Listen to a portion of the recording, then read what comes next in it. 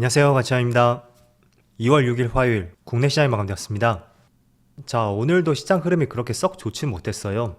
요즘에 시장 흐름을 살펴보면 오전장에 크게 급락이 나오고 오후장에는 조금은 만회하는 흐름이 나오고 있어요. 그런데 오늘도 마찬가지로 어제하고 비슷한 흐름이 나왔습니다. 그래서 코스피는 마이너스 0.6%가 나왔고, 그리고 코스닥은 그래도 낙폭을 많이 회복하면서 전날과 비슷하게 마무리가 되었습니다. 다행히도 800포인트는 지켜주었네요. 그리고 시가총액 상위 종목들을 보면 오늘은 오랜만에 반도체 관련주가 다시 한번 하이닉스를 중심으로 좋은 흐름이 나왔었고, 그리고 최근에 강세 흐름이 나왔었던 저 PBR 관련주, 특히 자동차 관련주죠. 기아라든지 현대차, 오늘은 썩 좋은 흐름은 아니었습니다. 그리고 2차원지도 좋지 못했었고요. 그래서 오늘은 전체적으로 코스피 상위 종목들을 보면 눈에 띄는 것은 반도체 관련주이고, 그나마 또 선방을 했던 것은 제약바이오 쪽, 이쪽도 그나마 선방을 했던 것 같습니다. 또 코스닥도 마찬가지로 에코프로하고 2차원지 관련주들 오늘 그렇게 흐름이 좋지 못했었고, 반대로 제약바이오주는 코스닥 내에서도 흐름이 좋았었네요. 자, 그리고 코스피의 수급을 살펴보면 오늘도 외국인이 3천억이 넘는 많은 순매수가 들어왔습니다. 그래서 4일 연속으로 1,000억 이상의 많은 순매수가 들어오고 있고요. 반대로 기관은 이틀 연속으로 꽤나 많은 순매도가 이어지고 있습니다. 이틀 동안에 거의 1조 원이 나왔네요. 그리고 코스닥은 반대로 기관과 외국인의 양매도가 있었고, 최근의 수급은 그렇게 썩 좋은 것 같진 않습니다. 그리고 삼성전자, 오늘 기관만 나홀로 순매도가 있었지만 전체적인 매수 매도는 그렇게 크지 않았었고요. 반대로 SK하이닉스, 오늘은 오랜만에 외국인의 많은 순매수가 들어왔습니다. 최근 한 달 내에 있어서 지난 1월 19일 이때 이후로 가장 많은 매수가 들어왔었네요. 자, 그리고 오늘은 좋지 못한 흐름이 나왔었던 자동차 관련주들, 현대차는 오늘 1% 하락이 나왔지만 여전히 외국인의 많은 순매수는 들어오고 있고, 기관도 소폭의 순매수가 들어왔습니다. 반대로 기아가 오늘 5% 이상의 급락이 나왔죠. 그런데 현대차하고는 다르게 기관과 외국인의 양매도가 나왔습니다. 그래서 기아 자체는 수급은 좋지 못했었고요. 자, 그럼 이어서 주체별 매매 동향에 대해서 살펴보도록 하겠습니다. 2월 6일 외국인이 가장 많이 매수한 종목은 SK하이닉스, 현대차, SK스퀘어, KB금융, 삼성전자. 일단은 하이닉스를 가장 많이 매수했고, 밑에 삼성전자까지 오랜만에 반도체 관련주를 많이 매수했습니다. 그리고 자동차 관련주는 여전히 포함이 되어 있고요. 그리고 기관은 LG화학, 한미반도체, 삼성전자 우선주, 쌍용 C&E, 이렇게 4개 종목을 100억 이상 매수했고, 그 외에는 많은 매수는 들어오지 않았습니다. 그래서 오늘은 기관의 매수를 참조하기에는 매수 규모가 그렇게 많지는 않은 것 같아요. 자, 이어서 해외 증시를 볼게요. 전날 미국의 3대 지수는 지금 보시는 것처럼 소폭의 약세 흐름이 나왔습니다. 나스닥이 마이너스 0.2%가 나왔고, S&P 500은 0.3%, 다우지수는 0.7% 낙폭이 나왔습니다. 반대로 반도체 지수는 어제 1.2% 상승이 나오면서 조금은 대조되는 흐름이 나왔어요. 자, 어쨌든 반도체를 제외했다면 어제는 미국 증시가 소폭의 약세 흐름이 있었고, 그 배경 중에 하나가 어제 파월 의장의 발언이 있었거든요. 그런데 몇 달 내에 금리 인하는 없을 것이라는 기대감을 다소 꺾는 발언이 있었습니다. 그 때문에 미국의 국채 수익률이 급등을 했었고, 또 3대 지수의 흐름이 좋지 못했었던 결정적인 이유가 되었습니다. 물론 낙폭 자체는 크진 않았어요. 그래서 우리가 크게 부담스러워할 수 있는 그런 재료는 아니고요.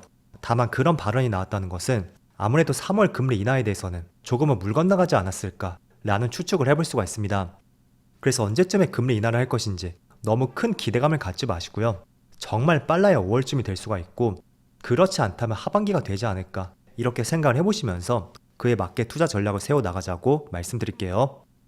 자, 그리고 일본 니케이를 보면 니케이도 소폭의 약세 흐름이 이어지고 있고, 대만은 0.2%의 빨간불이 들어오고 있죠. 그리고 중국 증시가 오랜만에 0.8%의 상승과 함께 7거래일 만에 빨간불이 들어오고 있습니다. 자, 그래서 국내 증시도 오전장에는 출발이 좋지 못했어요. 지금 촬영 시점이 2시가 조금 안 되었거든요. 그런데 다행히도 낙폭을 조금은 만회하고 있고, 그 중심에는 오랜만에 반도체 관련주가 오늘 시장을 주도했다고 생각이 됩니다. 물론 큰 폭의 상승은 아니었지만 전체적인 시장 분위기가 좋지 못했던 만큼 그 안에서는 나름대로 좋은 흐름이 나왔다고 생각이 되고, 대표적으로 SK하이닉스 12시부터 한 차례 급등이 나오면서 지금 3.4%의 강세 흐름이 나오고 있습니다. 그리고 삼성전자도 물론 반등이 나오고 있지만 하이닉스에 비해서는 조금은 약하네요. 자, 우선 반도체 관련주가 조금은 상승이 나온 것은 전날에 미국 증시가 빠졌음에도 불구하고 반대로 반도체 지수는 상승이 났었잖아요. 그래서 그런 부분을 봤을 때도 오늘은 어쩌면 저 PBR 관련주에 조정이 나오고 반대로 반도체 관련주가 상승이 나올 수도 있겠구나. 그렇게 충분히 생각을 해볼 수도 있었을 거예요. 자, 그리고 골드만삭스에서 AI 반도체 대장주라고 할 수 있는 엔비디아의 목표 주가를 상향 조정하면서 다시 한번 엔비디아가 사상 최고가를 경신했습니다. 그래서 그런 부분도 분명히 반영이 되었을 것이고요. 자, 엔비디아의 차트를 볼게요. 최근에 박스권을 강하게 돌파하고 나서 매일같이 신고가가 이어지고 있습니다. 어쨌든 엔비디아가 주력을 하는 것은 그래픽 처리 장치, GPU 쪽이잖아요. 결국 지금의 주가 상승, AI 반도체가 큰 역할을 했다고 볼 수 있고, 그런 면에서 반도체 관련주인 하이닉스라든지 삼성전자 못 갈 이유가 없다고 생각이 되거든요.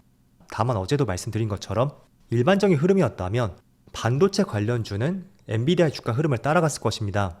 하지만 국내 시장에서는 저 PBR 관련주들 이쪽에 테마가 한번 불었잖아요.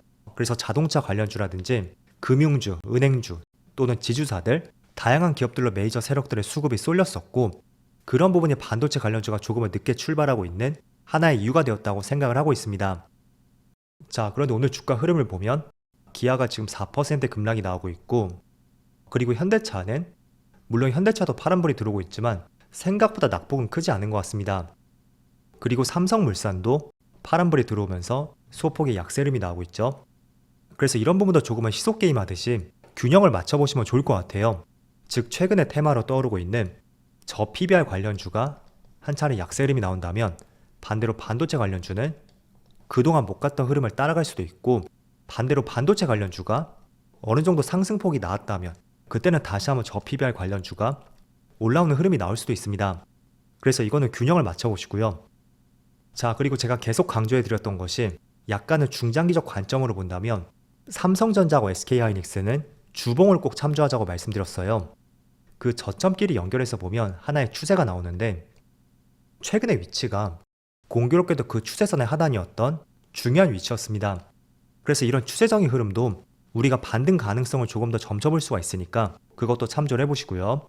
또 삼성전자도 마찬가지죠. 이렇게 저점끼리 연결해서 보면 하나의 추세가 나오고, 여기에요.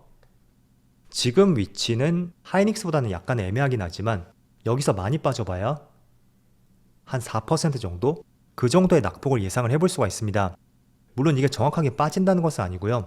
만약에 그 정도의 낙폭이 나왔고 여기 추세선하고 근접한 위치까지 내려온다면 조만간에 반등이 나올 수도 있겠구나, 그런 생각을 충분히 해볼 수가 있고, 실제로 내가 중장기적인 관점을 갖고 있다면 매수를 해볼 수도 있는 위치가 될 수도 있겠죠.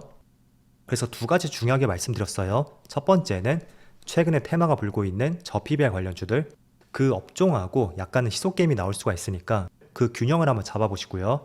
또 두 번째는 중장기적인 관점에서 봤을 때는 분명히 하나의 추세가 나올 것이고, 그 추세를 우리가 잘 알고 있다면 어느 시점에서 반등이 나올 수 있는지 그런 부분을 조금은 예상을 해볼 수가 있습니다. 그래서 두 가지 꼭 기억을 해보세요. 자, 그럼 어제 제가 말씀을 드린 것처럼 오늘은 저 PBR 관련주가 약세 흐름이 나오고 있잖아요. 그렇다면 이것도 완전히 끝났다는 것은 아니에요. 분명히 좋은 재료를 내포하고 있고 그 기대감이 꺼지지 않은 위치에서는 한 번씩 이따금 조정이 나온다면 좋은 매수 관점으로서 업종들을 꼭 바라보셨으면 좋겠습니다. 물론 저도 저 PBR주 내에서는 자동차 관련주를 가장 관심 있게 보고 있거든요. 물론 지금도 5일선 근처인 만큼 가격적인 부분이 다소 부담스러울 수도 있는 그런 위치인 것 같습니다. 하지만 어디서 반등이 나올지 그거를 맞추려고 하지 마시고요. 항상 매수하기 전에는 나의 기준이 있어야 되고, 그 기준을 바탕으로 해서 매매 전략을 취해보는 것이 가장 좋은 전략이라고 말씀드리겠습니다. 내가 기준을 5일선으로 잡던 10일선으로 잡던 또는 20일선으로 잡던 어디서 반등이 나올지는 아무도 알 수는 없습니다. 다만 나는 호흡을 조금은 짧게 가져가겠다 라는 생각을 했었다면 5일선에서 한번 도전해볼 수가 있고, 그렇게 된다면 손절도 조금은 짧게 가져가 봐야 되겠죠. 반면에 20일선을 잡았다면 충분히 눌릴 만큼 눌렸다고도 생각이 될 수 있으니까 손절폭을 5일선보다는 조금은 길게 가져가 볼 수가 있습니다. 그래서 이런 관점들은 조금은 단기적인 시각에서 여러분들에게 말씀을 드린 것이고요.